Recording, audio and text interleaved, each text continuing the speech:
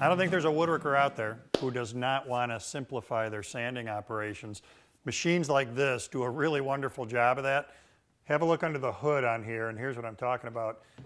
This is a dual drum surface sander. So what that means is that you can run one abrasive here on the front drum, another abrasive on the back. So the way you're going to do it is coarse on the front, finer on the back. In one pass, as your material goes under those heads, it's getting both a rough sanding and a cleanup sanding all in one fell swoop. So it really optimizes your time in the shop by limiting the time you're spending sanding. Now, a good question to educate you on this stuff would be, how do we get these drums set so that they can both do their job? Now, the deal is that the drum in the back is set just a little bit below the drum in the front. So it makes sense.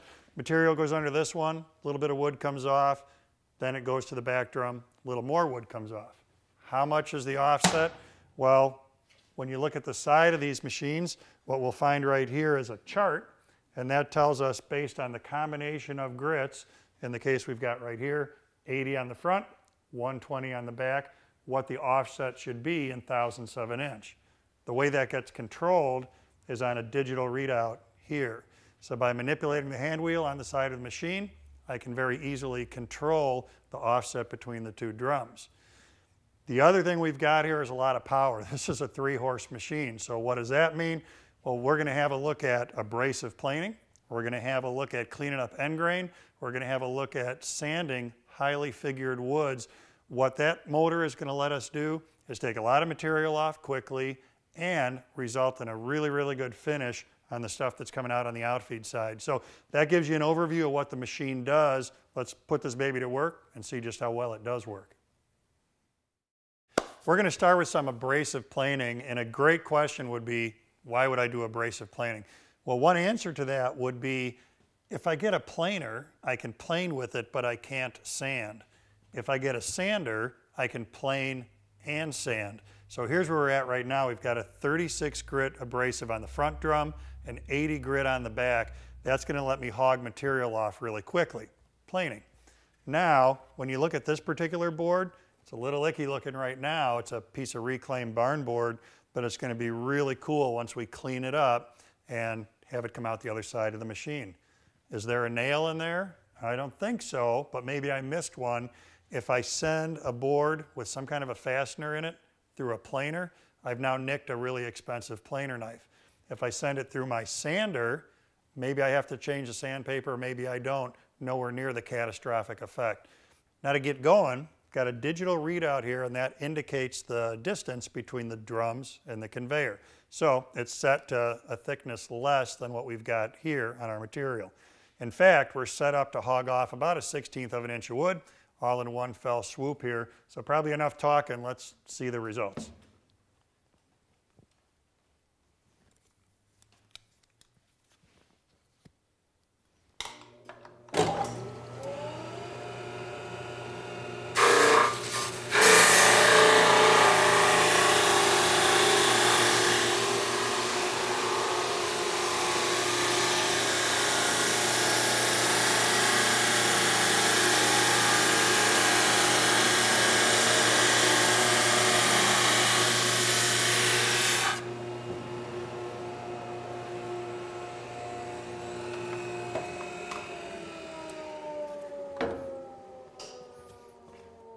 Well, that's pretty cool. What a great piece to incorporate into a project.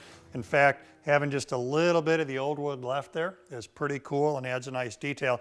Now, one of the things you may have noticed is that the material started and it stuttered just a little bit.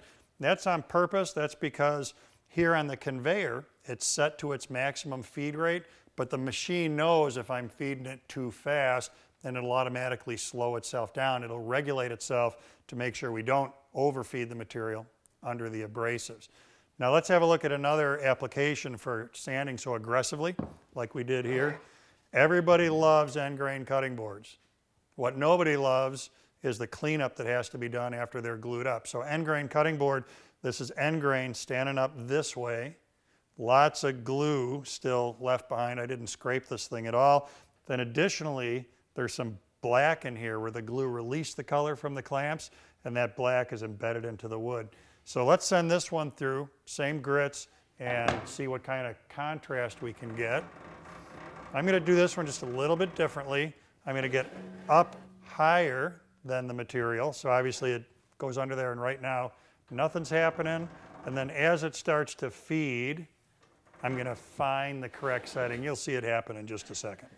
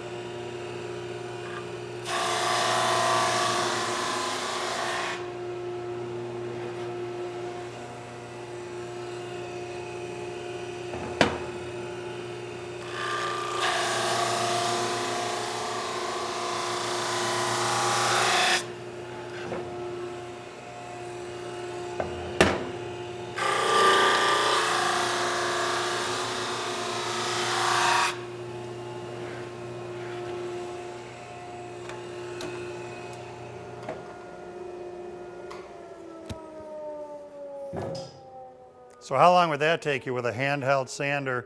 Now, of course, I'd go to finer and finer paper in order to finalize this.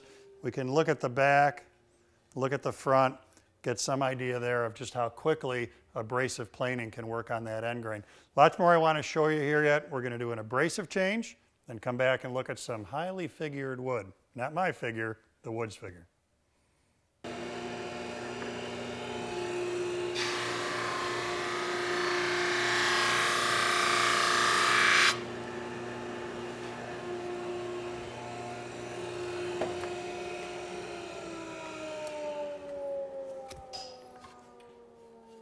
What a difference a little work with an abrasive makes. The board, when I started with it, was just full of chips left behind by a planer. But now, having gone through the sander, look at how smooth that is, and we can really see the bird's eye in this bird's eye maple. Now, just to make that pop a little bit more, let me grab a little linseed oil. Because if we dampen that with just a little bit of finish, it's really going to start to look cool.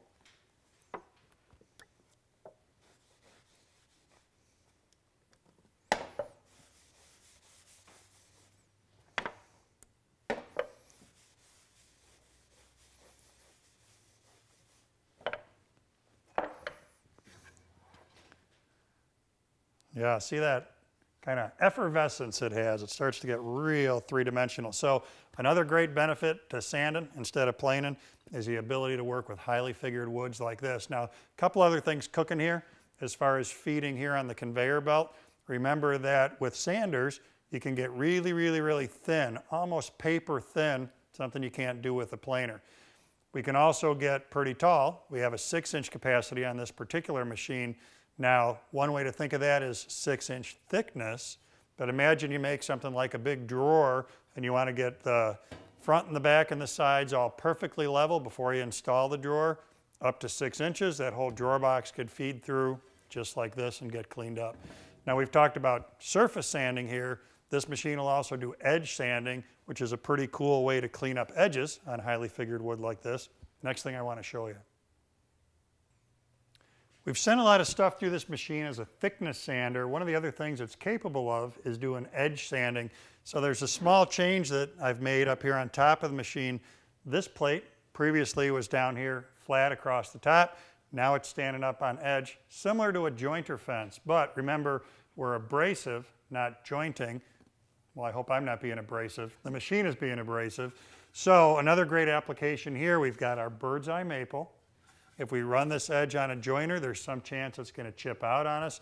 Here on the sander, we can clean it up without any chipping at all.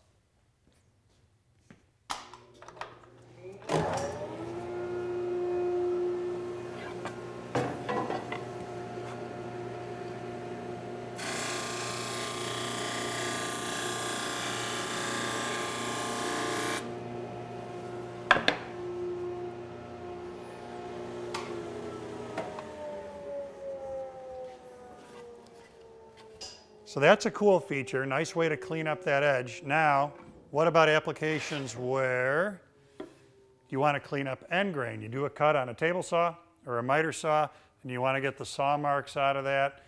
This is another spot where we could run that end grain across the abrasive. Can't do that on a jointer.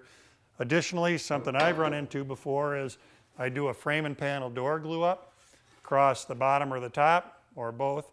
The rails and the stiles aren't in perfect alignment. So here's a way that we could send that across the top of the sanding drum, clean that up, get out any saw marks, and flush up the components. So lots of stuff we've talked about here. We're looking at a category of machines that has power, has the ability to do abrasive planing. With the dual drums in there, we're getting twofer because we can do that rougher sanding on the front, finer sanding on the back, saving you time. So a machine like this is going to let you do more woodworking, less sanding, and of course the woodworking part is the really fun part of the shop. This makes sanding, though, a little bit fun too because it makes it so easy to do. So check them out, definitely worth a look.